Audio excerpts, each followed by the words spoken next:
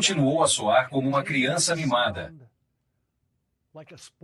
Hoje, quando alegou que estava tentando negociar sua saída da guerra que ele começou. Você está negociando sobre quem vai controlar este comércio de agora em diante. Não, nós vamos ter o controle de tudo o que quisermos. Trump terá o controle de tudo o que quisermos. Ele quer controlar o Estreito de Hormuz agora. E ele não. E ele não sabe como obter o controle do Estreito. Donald Trump se vê agora travando uma guerra para tentar ganhar o controle do Estreito de Hormuz, que era livre e aberto à navegação, antes de Donald Trump começar sua guerra.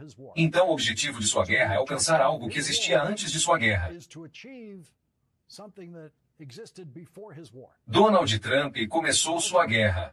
E o Irã efetivamente fechou a navegação no Estreito de Hormuz. E agora Donald Trump continua a lutar sua guerra para abrir o Estreito de Hormuz e alegando que teremos o controle de tudo o que quisermos. Isso não tem sido verdade no rescaldo de uma guerra americana desde a Segunda Guerra Mundial.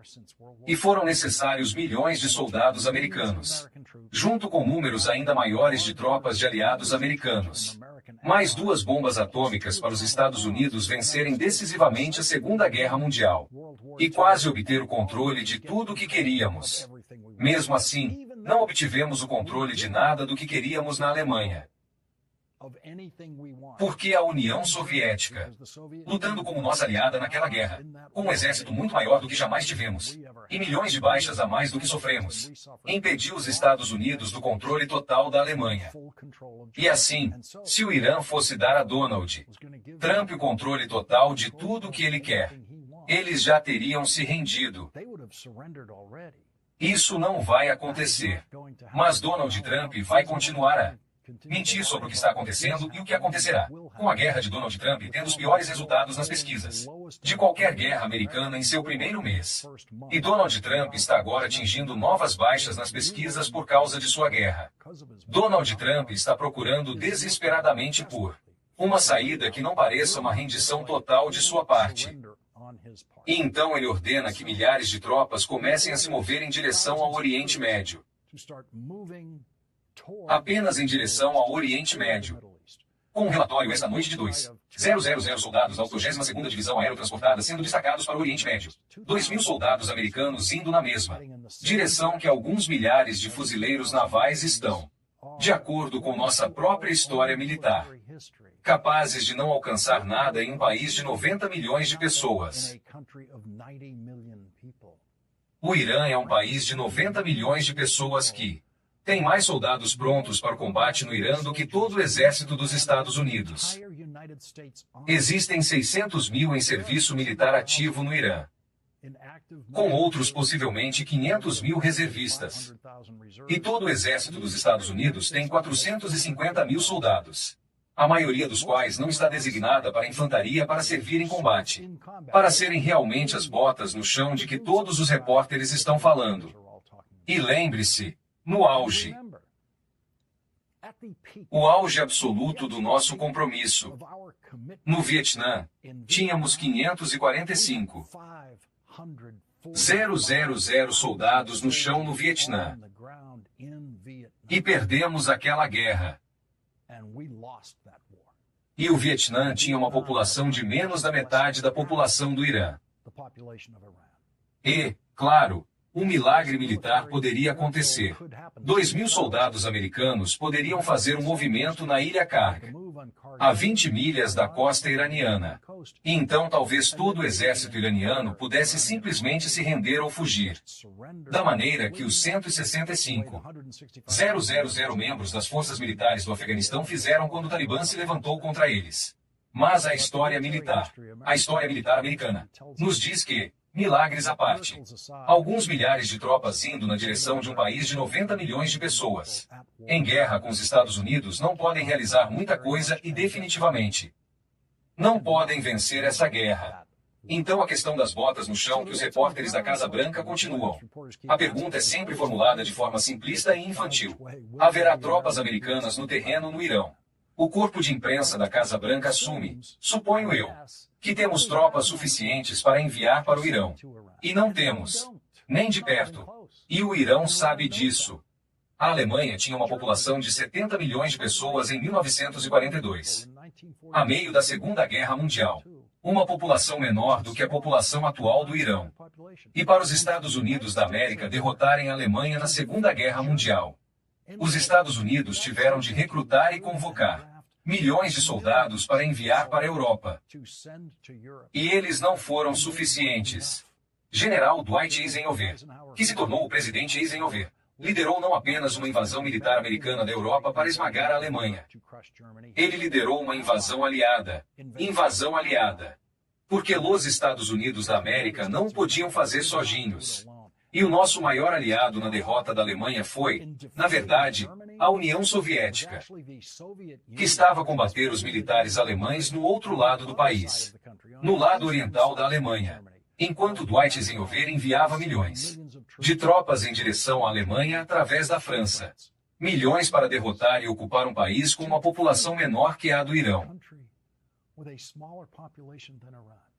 E por isso, se vai fazer uma daquelas perguntas clichê do corpo de imprensa da Casa Branca sobre tropas no terreno a Donald Trump.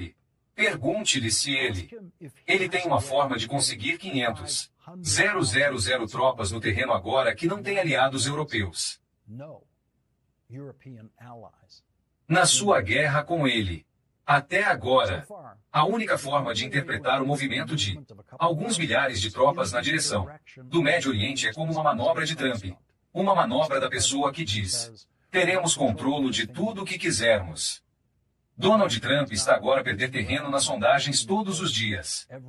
36% dos americanos aprovam a forma como Donald Trump está a desempenhar o seu cargo. Isso representa uma descida de 4 pontos desde a semana passada. E é fácil para mim estar aqui sentado confiante que Donald Trump não colocará tropas em solo no Irã. Mas imagine ser os pais ou os cônjuges, ou os filhos daqueles milhares de soldados indo em direção à guerra de Donald Trump esta noite, com o homem que os está enviando para lá soando mais infantil sobre sua guerra a cada dia. Houve coisas que aconteceram durante o tempo de guerra, que presidentes americanos escolheram não discutir publicamente. Mas eles não discutiram publicamente. Não discutindo-as publicamente.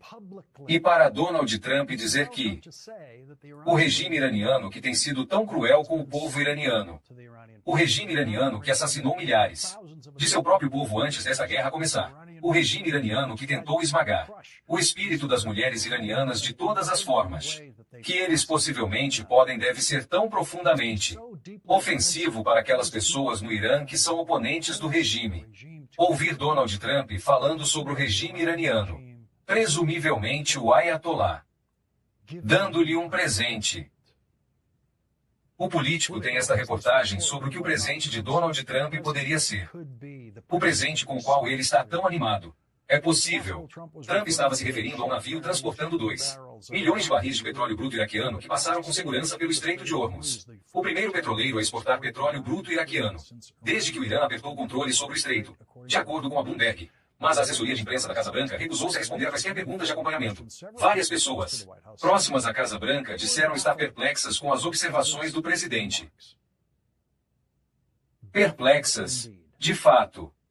Um navio passando pelo estreito. E Donald Trump o trata como um presente maravilhoso, uma citação, prêmio muito significativo. Mas há uma nova reportagem esta noite da Bloomberg, indicando que talvez nenhum navio tenha passado. A Bloomberg diz que um superpetroleiro transportando petróleo bruto iraquiano, cujo sinal parecia mostrar que havia saído do Estreito de Hormuz, não transitou pela hidrovia, disse o seu gestor.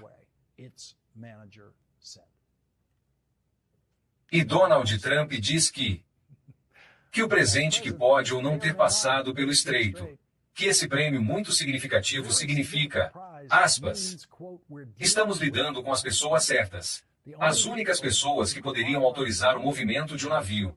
Nessa situação é o atual regime governante iraniano, que é exatamente o mesmo regime governante que estava no poder antes de Donald Trump começar sua guerra. E então Donald Trump está agora dizendo desesperadamente, publicamente, que ele quer desesperadamente negociar com o mesmo regime que estava no poder antes de Donald Trump começar sua guerra. O que significa que Donald Trump quer negociar para deixá-los no poder. O mercado de ações e o preço do petróleo estão no controle da guerra de Donald Trump. E Donald Trump sabe que o mercado de ações quer que ele acabe com sua guerra. E ele sabe que os eleitores americanos querem que ele acabe com sua guerra. E então ele parou de emitir ameaças bombásticas de cometer bombardeios, crimes de guerra no Irã. E agora diz que não precisa fazer nada de essas coisas porque ele já venceu sua guerra. Eu acho que vamos acabar com isso. Não posso te dizer com certeza. Sabe, eu não gosto de dizer isso. Nós vencemos isto. Esta guerra foi vencida. E agora os eleitores de Trump que nos deram esta presidência finalmente sabem como é a sensação de quando Donald Trump vence uma guerra. Aqui está o ex-secretário de Defesa de Donald Trump, de seu primeiro mandato como presidente, General James Mattis, descrevendo a guerra de Donald Trump. E eu acho que o que estamos vendo é uma situação onde a escolha de alvos nunca compensa a falta de estratégia. E com isso, quero dizer que 15 mil alvos foram atingidos. Houve sucessos militares significativos, mas eles não são acompanhados por resultados estratégicos. Agora, alguns dos resultados estratégicos iniciais: rendição incondicional, mudança de regime. Nós vamos ditar quem será o próximo líder supremo. Aquilo era claramente um absurdo. Aquilo era delirante. Enquanto Trump diz em público que já venceu